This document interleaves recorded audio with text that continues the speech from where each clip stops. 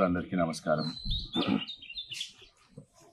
నిన్ననే విజయ సంకల్ప యాత్రకు కేంద్ర మంత్రివర్యులు బిఎల్ వర్మ గారు వచ్చింది. దీనికి అంత ప్రాముఖ్యత కేంద్ర మంత్రివర్యులు రావడం, అట్లనే మాజీ అధ్యక్షులు ఎంపీ బండి సంజయ్ గారు వచ్చింది, వెంకటరమణారెడ్డి గారు, ఏవిఎన్ రెడ్డి గారు, తను చేవెళ్ళ పార్లమెంట్ ఇన్ఛార్జ్ రాణి రుద్రమ్మ గారు, ఇక్కడ మల్లారెడ్డి గారు, ఇది మొత్తము బద్దం మహిపాల్ రెడ్డి, ఒక్కపాల్ రెడ్డి గారు, వీళ్ళు ఈ యాత్రకు ఇన్ఛార్జ్ ఆర్గనైజింగ్. తాండూరు నుంచి పెరుగుతూ వస్తున్నది. వికారాబాద్ వచ్చినప్పుడు అయితే నిజంగానే భారీ సంఖ్యలో వచ్చింది, ఉత్సాహంగా ఉన్నారు. ఇదే మేము కంటిన్యూ అయితే అనుకుంటాం, పరిగి పోతుంది, నస్కల్ లాగుకుంటాం. దాని తర్వాత రాజ్కోట్ రాకంచర్ల ఆగి మన్నెగూడకు పోయి అక్కడి నుంచి చేవెళ్ళకు పోతుంది. దాని తర్వాత రాజన్నర్, షేర్లింగంపల్లి, ముగించేది రాజన్నర్, మహేశ్వరం, ముగించేది షేర్లింగంపల్లిలో ముగిస్తుంది. ఇది ప్రజలు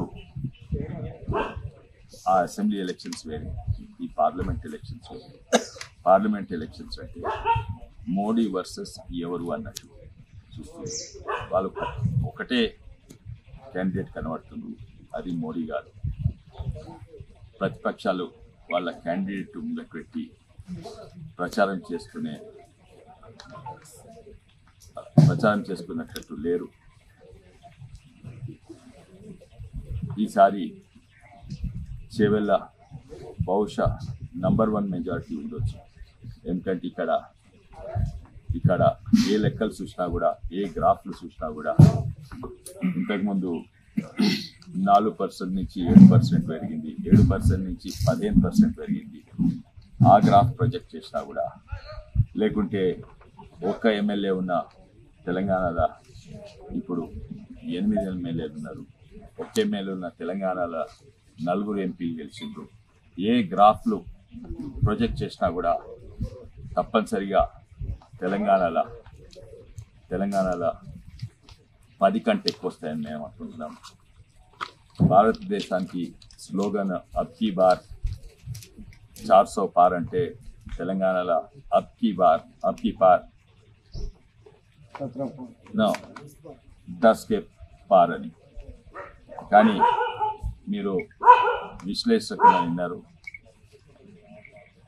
మన డాక్టర్ సిఎల్ వెంకటేష్ గారు వారి ప్రకారంగా, ఇంక్లూడింగ్, ఎందుకంటే మొన్న ఎలక్షన్స్ అలా ఎంబీటీ, ఎంఐఎం అందరు కూడా పోరాడితే హైదరాబాద్ కూడా వచ్చే అవకాశం ఉన్నది. అయితే 16 కూడా రావచ్చు, 17 కూడా వచ్చే అవకాశం ఉంది, అది లేదా అంటలేదు. కానీ ప్రాక్టికల్గా చూస్తే 10 కంటే ఎక్కువ తప్పక వస్తాయని ఏమనుకుంటున్నాం. మీ అందరికీ ధన్యవాదాలు. ఈరోజు మీటింగ్కి వచ్చినాను.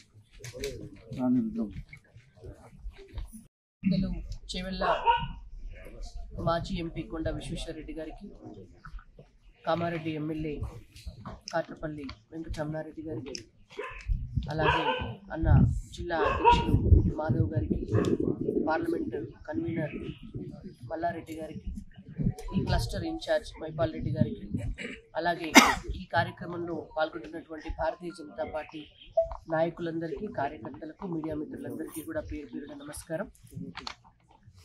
విజయ సంకల్ప యాత్ర పేరుతో భారతీయ జనతా పార్టీ తెలంగాణ రాష్ట్రం మొత్తం కూడా నిన్న ఏకబిగిన తెలంగాణ రాష్ట్రంలో ఉన్నటువంటి 115 నియోజకవర్గాలను, అందులో ఉన్నటువంటి 17 పార్లమెంటు స్థానాలు, 17 పార్లమెంటు స్థానాలను 5 క్లస్టర్లుగా విభజించి విజయ సంకల్ప యాత్ర ప్రారంభించడం జరిగింది. ఈ 5 క్లస్టర్లలో ఒక క్లస్టర్ అయినటువంటి శ్రీ రాజరాజేశ్వర క్లస్టర్.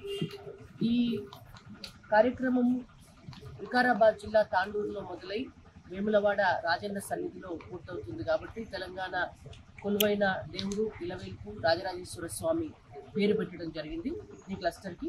ఈ రాజరాజేశ్వర క్లస్టర్ ప్రారంభం అంతా నిన్న తాండూరులో మొదలై చేవెళ్లలో ఇవాళ రేపట్లో పూర్తయ్యేటటువంటి అవకాశం ఉంది. నిన్న ప్రజలు బ్రహ్మరథం పట్టినారు. మీరంతా కూడా చూసినారు. తాండూరులో కావచ్చు, తారూరులో కావచ్చు, వికారాబాద్ టౌన్లో జరిగినటువంటి కార్యక్రమంలో పెద్దలు బిఎల్ వర్మ గారు వచ్చినారు, బండి సంజయ్ కుమార్ గారు వచ్చినారు, ఇంకా మా పార్టీ పెద్దలంతా కూడా ఆ కార్యక్రమంలో ఉన్నారు. ప్రధానంగా భారతీయ జనతా పార్టీ విజయ సంకల్ప యాత్ర తీసుకోవడానికి గల కారణం ఏంటంటే భారతదేశంలో ఉన్నటువంటి ప్రజలందరితో పాటు తెలంగాణలో ఉన్నటువంటి ప్రజలు కూడా మరొకసారి మోడీ గారినే దేశ ప్రధానిగా చూడాలని, తెలంగాణలో ఉన్నటువంటి ప్రజలంతా కూడా భారతీయ జనతా పార్టీ వైపే ఉన్నారు. అసెంబ్లీ ఎన్నికల్లో కొన్ని కారణాల చేత ప్రజల్ని తప్పుదోవ పట్టించినటువంటి కాంగ్రెస్ పార్టీ అనుకూల మీడియా చేసిన కొన్ని విష ప్రచారాల మూలంగా భారతీయ జనతా పార్టీకి అధికారంలోకి వచ్చేటటువంటి అవకాశం కొంత కోల్పోయి ఉండొచ్చు. కానీ ఇందాక సుషారెడ్డి గారు చెప్పినట్టుగా మా ఓట్ బ్యాంక్ అనేటువంటిది చాలా పెద్ద ఎత్తున పెరిగింది. 8 అసెంబ్లీ స్థానాలను, ఎవరు ఊహించని స్థానాలను కూడా మేము గెలుచుకున్నాం. దాన్ని బట్టి అర్థమయ్యేది ఏంటంటే ప్రజలు భారతీయ జనతా పార్టీ వైపే ఉన్నారు. ఏ గ్రామానికి వెళ్ళినా, ఏ ఊరికి వెళ్ళినా జరిగినటువంటి అభివృద్ధి కార్యక్రమాలన్నీ కూడా భారతీయ జనతా పార్టీతోటి జరిగినాయి. ఊళ్ళల్లో రోడ్లు వేసినా, లైట్లు పెట్టినా, శ్మశాన వాటికలు కట్టినా, గ్రామ పంచాయతీలకు నిధులు ఇచ్చినా, అక్కడ ఉన్నటువంటి ఉపాధి హామీ డబ్బులైనా, రేషన్ బియ్యమైనా, ముద్రా లోన్లైనా, ఉజ్వల గ్యాస్ కనెక్షన్లైనా, రైతు కిసాన్ సమ్మాన్ నిధి అయినా, రైతులకు ఇచ్చేటటువంటి సబ్సిడీలైనా, ఏవైనా కూడా ఇవాళ నరేంద్ర మోడీ గారు ఆఖరి పౌరుడి వరకు కూడా భారతీయ జనతా పార్టీ కేంద్ర ప్రభుత్వం ఇస్తున్నటువంటి సంక్షేమ పథకాలు అందాలనేటువంటి ఉద్దేశంతో, పరిపాలన అనేటువంటిది పారదర్శకంగా ఉండాలనే ఉద్దేశంతో పైనుంచి కింది దాకా కూడా ప్రతి ఒక్క వ్యక్తిని ఏదో ఒక రకంగా లబ్ధిదారులను చేస్తారు. ఇవాళ మహిళలు లబ్ధిదారులే, బీజేపీ కేంద్ర ప్రభుత్వ సంక్షేమ పథకాల వల్ల యువత లబ్ధిదారులే, రైతులు లబ్ధిదారులే, పారిశ్రామికవేత్తలు అందులో ఉన్నటువంటి వాళ్ళు లబ్ధిదారులే, ఈడబ్ల్యూఎస్ రిజర్వేషన్ వల్ల అగ్రవర్ణాలు కూడా లబ్ధిదారులే. కాబట్టి ఇవాళ బీజేపీ వల్ల లాభం పొందని ప్రజానీకం ఇవాళ భారతదేశంలో ఎక్కడ కూడా లేదు. ప్రజల సంక్షేమమే భారతీయ జనతా పార్టీ లక్ష్యం. కుటుంబాల కోసమో, బంధుత్వాల కోసమో, సామాజిక కులాల కోసం, వర్గాల కోసమో నడిచే పార్టీ భారతీయ జనతా పార్టీ కాదు. బీజేపీ ప్రజల కోసం కష్టపడి పనిచేసేటటువంటి కార్యకర్తల కోసం పనిచేసేటటువంటి పార్టీ. కాబట్టి మరొకసారి దేశాన్ని అభివృద్ధి పదంలో తీసుకెళ్లాలంటే, దేశ అభివృద్ధిలో భాగంగా తెలంగాణ రాష్ట్రం కూడా అభివృద్ధి పదంలోకి రావాలంటే మరోసారి మోడీ గారి ప్రధానమంత్రి అయితేనే అది సాధ్యమవుతుంది. కాబట్టి గతంలో 4 స్థానాలు ఇచ్చారు తెలంగాణ ప్రజలు. 4 స్థానాలు ఇస్తే 9 లక్షల కోట్ల రూపాయలు తెలంగాణకు కేంద్ర ప్రభుత్వం నుంచి వచ్చిన నిధులు ఇక్కడికి. ఇవాళ 17 స్థానాలు ఇవ్వమని మేము ప్రజల్ని అభ్యర్థిస్తున్నాము. మేము ప్రజలకు ఏం చేసినామో చెప్పడానికే ఈ యాత్రలు పెట్టి ప్రతి ఒక్కరము కూడా మొత్తం తెలంగాణలో ఉన్నటువంటి ప్రతి పార్లమెంటు సెగ్మెంటు, ప్రతి అసెంబ్లీ సెగ్మెంటు, వీలైన కాడికి మండల కేంద్రాలను కూడా టచ్ చేసి ప్రజలకు మేమేం చేస్తున్నామో చెప్తున్నాం. కాబట్టి ప్రజలు ఆశీర్వదిస్తారని నమ్ముతున్నాము. ప్రజలు భారతీయ జనతా పార్టీతోటే ఉన్నారు. మీరు మరోసారి మమ్మల్ని ఆశీర్వదించి చేవెళ్ల పార్లమెంటు స్థానాన్ని మాకు అందిస్తే ఖచ్చితంగా ఎవరైతే మీరు గెలిపిస్తారో మా ఎంపీ అభ్యర్థి చేవెళ్లకు కావాల్సినటువంటి నిధులన్నీ కూడా కేంద్రం నుంచి తీసుకొని వచ్చి ప్రతి ఒక్క పౌరునికి లాభం జరిగేలాగా ఆ మోడీ గారి ఆశీర్వాదాలతోటి చేస్తారని చెప్పి మీకు మా భారతీయ జనతా పార్టీ తరపున ఈ చేవెళ్ల పార్లమెంటు నియోజకవర్గ ప్రజలందరికీ కూడా మనవి చేస్తూ, మరోసారి చేవెళ్ల గెలిచిన తర్వాత వచ్చి మీ అందరికీ కూడా కృతజ్ఞతలు తెలియజేసేటువంటి అవకాశాన్ని కూడా మాకు ఇవ్వాలని చెప్పి మనస్ఫూర్తిగా మిమ్మల్ని అందరినీ కూడా కోరుకుంటున్నాను. శ్రీ రాజరాజేశ్వర స్వామి విజయ సంకల్ప యాత్ర స్టార్ట్ అయింది. కేంద్ర మంత్రివర్యులు బిఎల్ఎన్ వర్మ గారి బండి సంజయ్ గారు అందరం కలిసి నిన్న స్టార్ట్ చేయడం జరిగింది. ముఖ్యంగా ఇక్కడ ఆలోచించాల్సింది ఏంటంటే, ఈ పార్లమెంటుకు ఇన్ఛార్జిగా ముఖ్యమంత్రి రేవంత్ రెడ్డి గారు తీసుకున్నారు. చేవెళ్ల పార్లమెంటును ప్రస్తుత ముఖ్యమంత్రి రేవంత్ రెడ్డి గారు మహబూబ్ నగర్ను, చేవెళ్లను 2 తీసుకున్నారు. కానీ రెండింటి దగ్గరలో మా బీజేపీ గట్టి పోటీ ఇస్తున్నది, విజయం కూడా సాధిస్తుంది. ఇది ముఖ్యమంత్రి తెలుసుకోవాల్సిన విషయం ఉంది. ఎందుకంటే ఆల్రెడీ ఒకసారి ఓటమి పాలై కామారెడ్డి నుంచి వచ్చారు. మళ్ళీ ఇప్పుడు ముఖ్యమంత్రి స్థాయిలో ఉండి ఆయన పొలిటికల్ ఇన్ఛార్జ్గా ఈ రెండింటిని మహబూబ్ నగర్ను అండ్ చేవెళ్ళను తీసుకోవడం జరిగింది. చేవెళ్ళలో మీకు తెలిసిందే ఎలాంటి పరిస్థితి ఉన్నది, గ్రామాల్లో ఏముంది, ఎలా జరిగింది. ఇవాళ ఇంతకుముందు మాజీ పార్లమెంట్ సభ్యులుగా ఉన్నటువంటి విశ్వేశ్వరరెడ్డి గారు ఎలా చేశారు పని, ఇప్పుడు గతంలో ఎంత దగ్గరకు వచ్చిన తర్వాత విజయము చేజారిపోయిందో అందరికీ తెలుసు. ఇకపోతే మహబూబ్ నగర్లో అక్కడ యోధులు ఉన్నారు, అరుణ గారు ఉన్నారు. ఖచ్చితంగా అక్కడ కూడా విజయం సాధిస్తారు. అంటే మరొక్కసారి తెలంగాణ ముఖ్యమంత్రి గారికి, కాంగ్రెస్ ముఖ్యమంత్రి గారికి మరొక్క ఓటమి చురక అంటే అవకాశం ఈ 60 రోజుల్లోనే ఉంది. ఇది నిజం. ఇకపోతే చేవెళ్ళలో కాంగ్రెస్ పార్టీకి క్యాండిడేటే లేని పరిస్థితికి వచ్చిన సందర్భంలో పక్క పార్టీల నుంచి అప్పుగా తెచ్చుకున్నటువంటి వ్యక్తి ఇప్పుడు మళ్ళీ పార్టీకి దిక్కుగా నిలబడే పరిస్థితి వచ్చింది. ఇప్పుడు వచ్చే వ్యక్తి పార్టీకే దిక్కు లేకుండా పోతే ఈ పార్టీలోకి వచ్చారు. ఈ పార్టీకి క్యాండిడేట్ దిక్కు లేదు, వచ్చే క్యాండిడేట్కు పార్టీ దిక్కు లేదనే పరిస్థితికి వచ్చింది. ఇవాళ చేవెళ్ళలో ఘన విజయం సాధిస్తున్నాం. ఇంతకుముందు ఉన్నటువంటి మంత్రులు కానీ ఎమ్మెల్యేలు కానీ గత ప్రభుత్వం వాళ్ళు ఏం చేశారో వికారాబాద్ని, తాండూరుని చూస్తుంటేనే అర్థమవుతున్నది. ముందుకెళ్తే పరిగి చేవెళ్ళలో ఏం జరిగిందనేది కూడా తెలిసిపోతుంది. సరే, ఈ చేవెళ్ళ పార్లమెంట్లో యోధులం ఉన్నాం మేము అని అనుకుంటున్నారేమో వాళ్ళు, కానీ ప్రజల మనసులో మోడీ గారు ఉన్నారనేది అర్థం కాని పరిస్థితి వీళ్ళకి. అన్న రాముడి సందేశం, ఆ రాముడి ఆదేశం, నరేంద్ర మోడీ గారి సందేశాన్ని ప్రజలకు ఇవ్వడానికి మేము వచ్చాం. ఇది ప్రచార రథము అని అందరూ అనుకుంటున్నారు, కానీ ఇది రాబోయే భవిష్యత్తుకు ఆశల రథం, అభివృద్ధి రథం, సంక్షేమ రథం. ఇది ముఖ్యమంత్రి రేవంత్ రెడ్డి గారు కానీ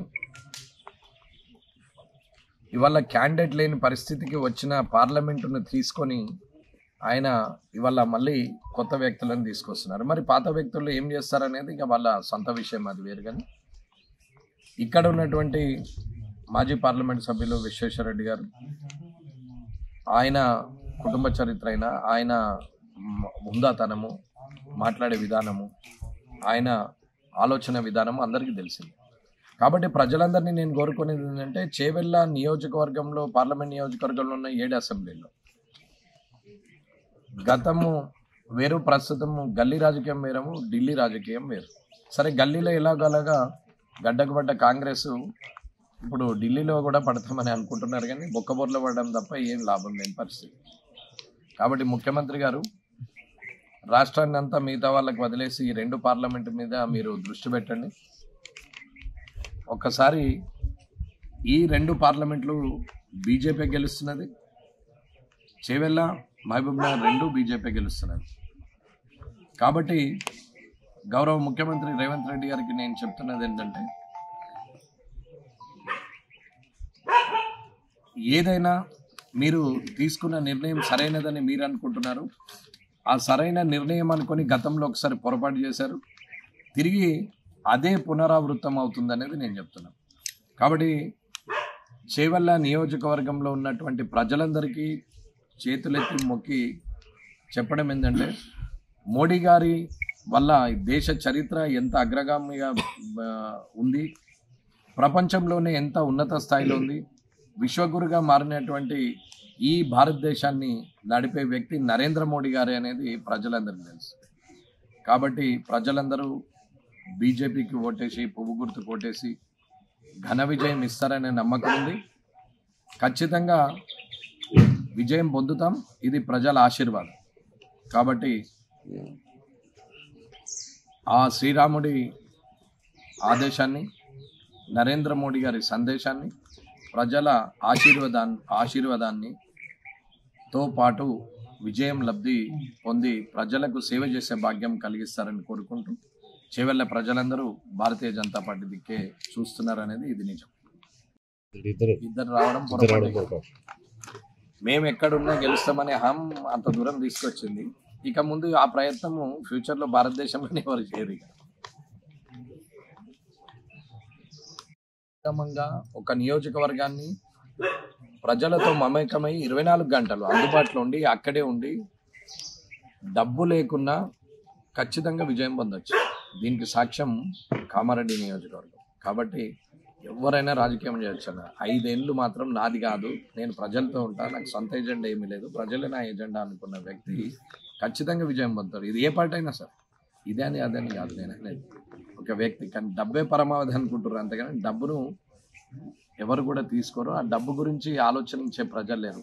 లీడర్ కరప్టెడే కానీ పబ్లిక్ కరప్టెడ్ కాదు. ఇది గమనించాలన్నారు.